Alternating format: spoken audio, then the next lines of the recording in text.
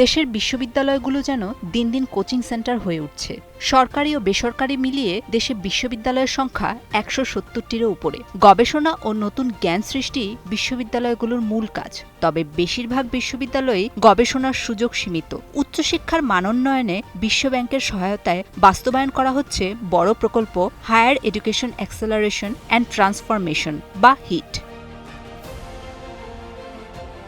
৪,০০০ কোটি টাকার এই গবেষণার প্রকল্পে রয়েছে অভিযোগের পাহাড়। গবেষণার দিকে নজর না দিয়ে বড় অঙ্কের অর্থ লোপাটেই ব্যস্ত বলে অভিযোগ বিশ্ববিদ্যালয় মঞ্জুরি কমিশন বা ইউজিসির বিরুদ্ধে। অপরদিকে হিট প্রকল্পের কয়েকজন কর্মকর্তার বিরুদ্ধে রয়েছে দুর্নীতির অভিযোগ।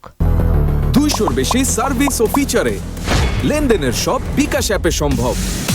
ইউজিসির অধীনে পরিচালিত হিট প্রকল্পে বাংলাদেশ সরকারের অর্থের পাশাপাশি ঋণ দিচ্ছে বিশ্বব্যাংক।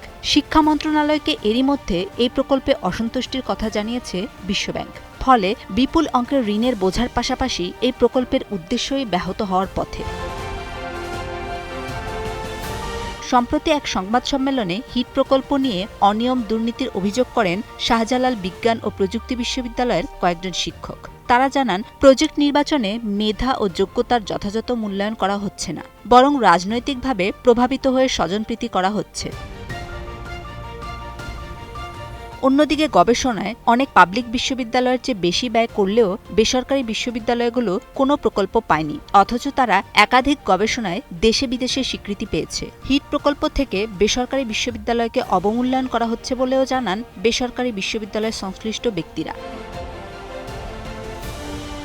এ বিষয়ে বিশ্বব্যাংকের প্রতিনিধি দল শিক্ষামন্ত্রীর সঙ্গে সৌজন্য সাক্ষাৎ করেন। বৈঠকের পর শিক্ষামন্ত্রী জানান, হিট প্রকল্প নিয়ে বিশ্বব্যাংকের প্রতিনিধি দল নানা ধরনের নেতিবাচক মন্তব্য করেছে। তারা বিষয়টি নিয়ে নাখোশ।